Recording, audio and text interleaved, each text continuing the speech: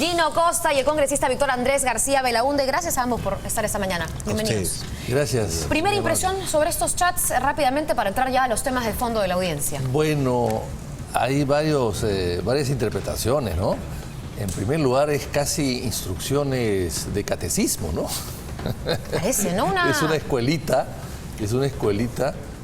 con un profesor que les dice lo que tienen que hacer, todo, ¿no? Solamente falta que le diga cómo comer, cómo agarrar el cuchillo y el tenedor. Todo el resto se lo están diciendo, ¿no? Y quizás hay una madre superior ahí que está por encima de la escuelita, ¿no? Como directora. Yo la verdad que nunca he visto ese tipo de grados de instrucción con tanto detalle. Aplaude, siéntate, párate, aplauda 2 veces, no 3, no tan fuerte. La arenga que tenían que lanzar una vez que ganara la lista de Daniel Salaverry, ¿no? Claro. Que dijera que era por la democracia, viva la democracia, no arengas propias, sino menciones a la democracia. Gino Costa, ¿cómo leer esto políticamente? Bueno, coincido con Víctor Andrés, es vergonzoso que, digamos, congresistas adultos y responsables y autónomos sean digitados de esa manera, con ese grado de detalle, ¿no? Lo que da cuenta de que había en el partido una cúpula que manejaba a la bancada, digamos, y por tanto la responsabilidad del comportamiento de esa bancada que está siendo evaluada hoy día en el contexto de la implosión de Fuerza Popular, se está evaluando estos 2 últimos años y poco la responsabilidad total, digamos, del comportamiento de esta bancada corresponde a Keiko Fujimori, ¿no? A partir del contexto que ustedes le han dado, quisiera lanzar una pregunta que se viene discutiendo en las últimas horas, porque aquí se habla mucho de la elección, el manejo, la mesa directiva. El señor Daniel Salaverry, ¿puede continuar siendo presidente del Congreso hasta el próximo año, como para el periodo que fue elegido?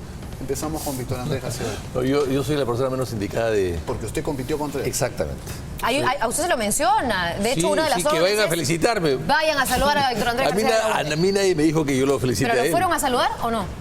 ¿Se cumplió la orden de la botica o no? Qué curioso. Usted le ganó, usted llegó primero. Claro, cuando se da el resultado, yo tomé la decisión, bueno, con mi mesa directiva derrotada, acercarnos a saludar. Y él recibió la orden de acercarse a saludar. Y nos encontramos, ahí está la película, nos encontramos en el centro del hemiciclo. Él bajando, yendo a saludar y yo también yendo a saludar. O sea, nos pusimos no de acuerdo, pero coincidimos en el centro del hemiciclo para saludarlo, felicitarlo y él también. ¿Usted se abstiene de opinar respecto a si debe seguir o no? No, yo me abstengo de opinar porque he sido su competidor. Gino Costa, ¿qué nos podría decir? Bueno, que más allá de la crítica formal a la manera como se ha manejado la bancada, lo que hay como problema de fondo, que también da una lectura de ese chat, es un compromiso de esa bancada mayoritaria con el encubrimiento de ciertos altos funcionarios como el fiscal de la Nación. Y yo creo que eso es lo que el Congreso tendrá en su momento que evaluar, si podemos tolerar una situación como esta, más allá de si sea Salaverry quien preside o no. Esa es la discusión que tendremos que tener en el Congreso, y habrá que esperar que termine de reconfigurarse el panorama. Ahora, ¿Qué decide hoy día el Poder Judicial y qué consecuencias tiene eso en la bancada mayoritaria? Pero una vez que eso quede claro, yo creo que el Congreso tendrá que ver qué hace, sobre todo frente a la situación de blindaje de Chávarri y otros altos funcionarios. Porque, digamos, alguien de repente nos ve y dirá, ok, eso es como manejan ellos su partido, ¿qué podemos hacer nosotros? Si les gusta recibir órdenes y cumplirlas, allá ellos. El tema es lo grave, cuando ya se dirigen estos chats, los primeros que se filtraron, y los tengo aquí, por ejemplo, cuando dice Pierre Figari en el chat, con documento en mano, dar entrevistas y, una mala palabra, por decir, molestarlo, deslegitimarlo, evidenciar que el fiscal, que ahora los investiga el señor Figari, actúa por odio y sin propósito. Y Becerril le contesta a Pierre Figari, eso es cierto, es una brillante oportunidad. Cuando tengan el dato avisan al toque y vamos todo contra Domingo Pérez. Ese tipo de cosas el propio fiscal las mencionó en audiencia porque las consideró relevantes. Me parecen a mí más graves. No sé qué opinan ustedes. De repente empezamos con el congresista Víctor Andrés. Sí. Además hay una cosa que nos hemos olvidado de decir. Los congresistas no tenemos mandato imperativo. ¿Qué significa eso, para que lo entienda la audiencia? Bueno, que no estamos sujetos a ningún tipo de órdenes para hacer esto o hacer lo otro. O sea, no podemos. En teoría pertenecemos a un partido, en teoría pertenecemos a una organización no criminal, por si acaso, no criminal, y en teoría podemos tener algún tipo de afinidades y de coordinaciones en temas puntuales. O el tema, hay cosas que no podemos ponernos de acuerdo, por ejemplo el aborto, qué sé yo, que son temas de conciencia, pero por ejemplo si votamos o no a favor de una ley o de una censura, pues hay un procedimiento político al respecto sobre la situación actual, y en eso sí podemos ponernos de acuerdo y discutir. Pero lo que no podemos hacer es recibir órdenes. Oiga, usted vote acá, eso no se puede hacer. Y parecería que estos chats están siendo manejados de esa manera, ordenando, y eso es lo que no. Pero para regresar al punto en todo caso, y de repente que también el congresista Gino Acosta nos responda, porque además de evidenciar la estrategia contra el fiscal Domingo Pérez, en mi opinión, no sé si todos la compartamos aquí, pero además ayer la congresista Rosa Bartra ha anunciado, podría denunciar al mismo fiscal que está investigando a miembros de su partido.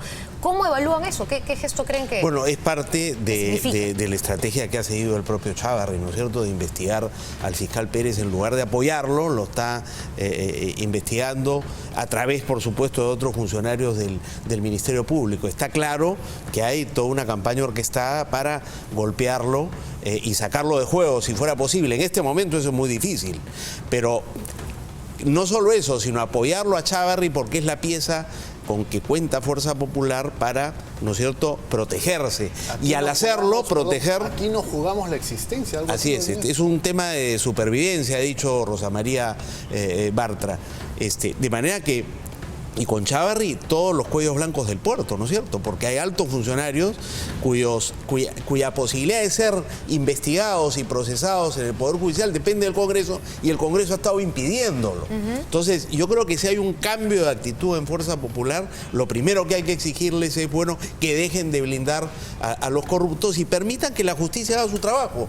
Eso es lo que corresponde, y esa es una batalla que tenemos que dar en el Congreso, y ojalá que la ganemos. Les pido hacer ahora una evaluación política alrededor de Keiko Fujimori, porque es una figura importante, no solo por su liderazgo respecto de Fuerza Popular, sino, como vemos en los chats, por ese nivel de coordinación que tiene a través de Pierre Figari y otros colaboradores. Pero lo que estamos viendo con el tema de la botica, lo que estamos viendo con lo que viene ocurriendo en la audiencia, donde probablemente se vaya a determinar una prisión preventiva, eso está en manos del juez. ¿Qué consecuencias políticas va a tener en estas semanas o días que vienen, tanto para Fuerza Popular como para la política en general? Bueno, el golpe que han recibido es muy fuerte, ¿no? Que la direza de un partido que se maneja de esa manera, con tantos detalles, tantas órdenes, o sea, tan vertical, tan castrense, ¿no? En el peor sentido, digamos, ¿no? Con tantas exigencias y puntos muy precisos. Digamos, evidentemente cuando le afectan a la cabeza es un poco como un pollo descabezado, o sea, pierde el control, pierde el objetivo, pierde el camino, ¿no? O sea, yo creo que esto los va a perjudicar mucho. Y bueno, claro, pueden reorganizarse más adelante. Quizás por eso es que de alguna manera han pedido o han lanzado una especie de capitulación, una especie de bandera blanca, una especie de tregua en el... ¿Verdad? Casi no hablamos de ese tema, fue la noticia hace 2 noches, claro, el mensaje que dio Keiko Fujimori. Claro, es una capitulación. ¿Para qué? Primero, para tender puentes al frente, y segundo, para poder organizarse dentro. Porque no están organizados adentro. No solo el mensaje, previo a eso, el congresista Gino Acosta también, me imagino, podrán ustedes dos en realidad dar fe de eso. Hubo una reunión de algunos integrantes de Fuerza Popular, entre ellos el señor Castro, que fueron a Palacio. Salazar, que fueron a Palacio a reunirse con Martín Vizcarra. Esa reunión, ¿qué puede haber tratado? Claro. Porque ellos dicen se trataba de los intereses del pueblo, pero claro, para aterrizar. Pero cuando uno vemos el nivel de los chats o de comunicación entre ellos y de exigencias y de disciplinas que marcan, la pregunta es ¿por qué fueron ellos solos? ¿Fueron ellos sin este tipo de coordinación o este tipo de órdenes a través de los chats? O sea, ese es el tema, pues. Si fueron dentro de un diseño que tenían, bueno, se entendería. Pero si han ido fuera del contexto, fuera del conocimiento del resto de la cúpula, evidentemente hay una especie de potencialidad para desertar, ¿no? Yo justo por eso preguntaba también para Giro Costa, evaluar el rol ahora de Keiko Fujimori, y tomando también un comentario que usted acaba de hacer, Víctor Andrés, respecto a que al ser una estructura tan vertical, aparentemente la de Fuerza Popular, vemos que el número 2, el secretario general, ayer le aceptaron la renuncia al señor Klimper. Entonces, ¿qué es lo que se viene ahora y cómo va a afectar la marcha del Congreso? ¿Qué es lo que finalmente nos puede afectar a nosotros como ciudadanos? Víctor Andrés habla de capitulación, yo estoy de acuerdo con él, y capitulación da cuenta de derrota electoral, derrota política, derrota judicial me parece inminente, y derrota partidaria. O sea, el partido está cayéndose a pedazos. No sabemos cómo va a terminar eso. Tampoco es una derrota definitiva. En política y menos en el Perú no hay derrota definitiva. Pero, digamos, una derrota en todo el sentido de la palabra. Y claro, ¿cuáles son las implicancias de este conjunto de derrotas para el futuro político del país? Será muy importante porque esta ha sido durante los 2 últimos años y medio la principal fuerza política en el Congreso. Ha sido una fuerza obstruccionista en la labor del Poder Ejecutivo. O sea que en buena hora que se haya debilitado esa fuerza y ojalá que eso permita mayor gobernabilidad en el país. Ha sido una amenaza al Estado de Derecho y en el último periodo ha sido un blindaje a la corrupción. Ojalá, ¿no es cierto?, que el debilitamiento de Fuerza Popular dé paso precisamente a mejores condiciones para enfrentar los problemas de corrupción en el país. Y para terminar, congresistas, el tema a mí me preocupaba cuando surgieron primero las detenciones preliminares y ya estas personas estaban detenidas, valga la redundancia. Yo veía en las noticias día a día, en la labor del Congreso, que habían comisiones que no sesionaban, quórums que no se alcanzaban, o comisiones como la de Constitución que empezaba tarde, y veíamos, ¿no es cierto?, a un Miguel Torres visitando a Keiko Fujimori, a otros congresistas como el señor Mamani, también, no en su centro de labores, sino en medio de esto. ¿Va a afectar el día a día en el Congreso ya para entrar más a detalle, no solo al partido mayoritario, a las labores, al trabajo? Bueno, evidentemente que sí, ¿no? Ahora, ya había hay un distanciamiento y se ha marcado una diferencia entre una presidencia y la otra, ¿no? Lo hemos visto de la intención del señor Salaverry de marcar distancias y hacer unas cosas de manera diferente, ¿no? Más consensuadas, es cierto. Bueno, yo creo que todo esto va a cambiar un poco el escenario dentro del Congreso, claro que sí. En el corto plazo hay una cosa que a mí me preocupa. La próxima semana se discuten los informes Madre Mía y Lavajato. Y lo que yo quisiera pedir es que esos informes se den a conocer.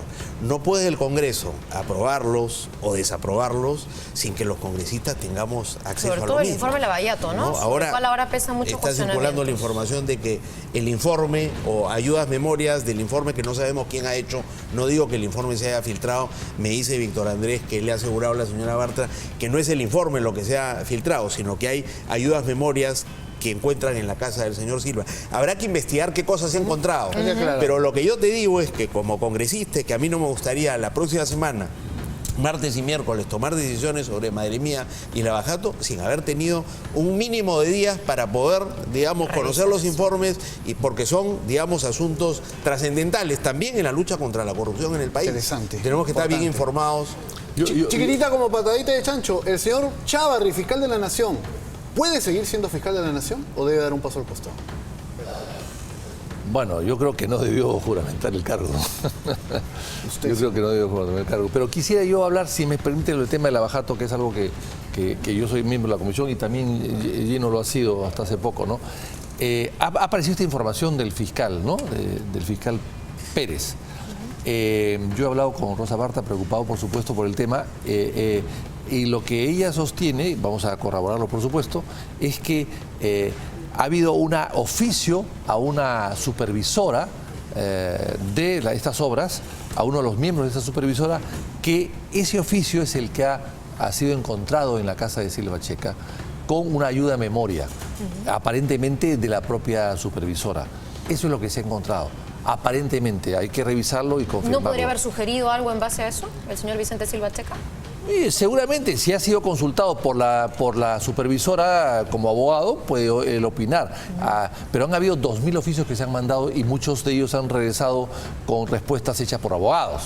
Entonces, pues, si es así, no creo que haya ningún problema. Pero si se encuentra o se haya encontrado en la comisión, en la casa del señor Silva Checa, documentos de la comisión, eso sí sería muy grave. Hay que hacer esa diferenciación. Solo lo de Chávarri. Nosotros estamos exigiendo que las denuncias constitucionales que todavía no han sido ni siquiera calificadas.